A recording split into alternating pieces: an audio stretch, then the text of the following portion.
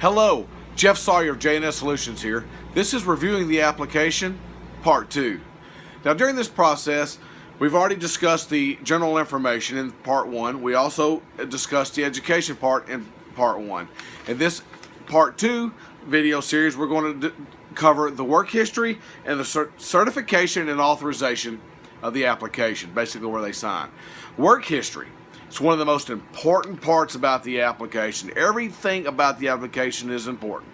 And this part is by far the most important. This gives you, from a piece of paper standpoint, a window into this person's work ethic. So it's very important that you spend a little bit of time. It shouldn't take you longer than 2 to 3 minutes to review an application. But in this part, you want to spend a little bit of time. And you're going to come up with a lot of questions out of this part to ask. If this application is worthy of an interview, you're going to come up with a lot of questions, hopefully, out of this part right here. Some things you really want to look at is how long did they stay at each job? Okay? Somebody that works 3 months and quit has got 10 jobs listed. Guess how long they're going to work for you? 3 months and quit. It's just going to increase your turnover. It's not going to solve your solutions. I don't care how good you think they are. The next thing is how long were they between jobs? You know, that's a big one. Somebody that works for 9 months, takes a year off, works for another 8 months, takes 6 months off. What are they doing to get the money when they're off? Are they filing unemployment, which would come at your expense if they left your company? So you got to look at things like that. You know, you want somebody that needs to work. When you're looking at this part of it, on this application, you're looking at somebody that's got a good, steady history that needs to work. College students typically don't need to work a whole lot. Some stay-at-home moms typically need some part-time money, don't need to work a whole lot. You know, hopefully we're finding people that have families to support and have to work and have a job, so there's a great need for them to be employed. That's the type of personality people you're looking for to be able to fulfill your positions and hopefully lower your turnover rate and keep long-term employees. Also, the position. What position did they have? Is it relative to what you're looking for? Sometimes they can learn a lot from a position that you don't have in your company that will benefit you greatly if you understand how the personality of the person that is successful at that position can relate to the one that you're hiring for. So keep that in mind. Also, the biggest one for last, why did they leave their last company? Remember, very few people quit companies. 98% of people quit their boss. State again, 98% of people quit their boss. They don't like the person they're working for. They can no longer take it. They leave to go find employment elsewhere. So, you're going to see certain things on the application. You're going to see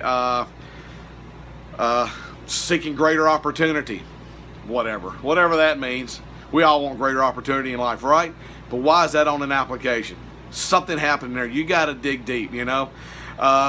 Didn't get along with management. Poor management. Bad management. Wasn't respected. Disrespected. I've seen all of these listed in reasons for leaving. Personal. You know, what's personal to you? I have no idea.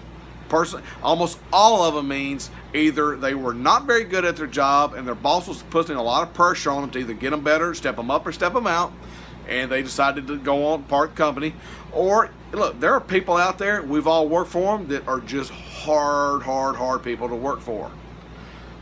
And you can only take that for so long if you're not enjoying your job and happy at your job and enjoying going to work. When you get up every morning and go to work and hate to go to work, you're going to quit that boss because you hate going to work because of that boss. And sometimes it can be just the job. Not everybody's cut out to sit and put a screw in a metal box all day long and watch it go down a conveyor belt. Not everybody's designed to do that. Some people are, some aren't. It's your job as the interviewer to find that personality that fits that job description. It's one of your biggest goals. It's about the personality more than it is about what you see on paper of how great they think they are on paper. Okay? So, the last thing we want to talk about is any volunteer activities. Sorry, this ain't the last thing. There's the last thing after volunteer activities. But is there anything they may have volunteered at? Because not everybody's got a great job history. Some people will come to you with only one job, some people 20. You got to weed through all that. But volunteer activities. How did they work with the person that was over the volunteer activities?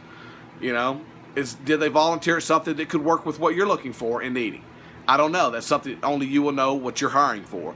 But it can come as a great need, and you can sometimes find people based upon how they volunteer that will work for your position that you're looking for. And of course, the last thing we're going to discuss is a certification and authorization of the application.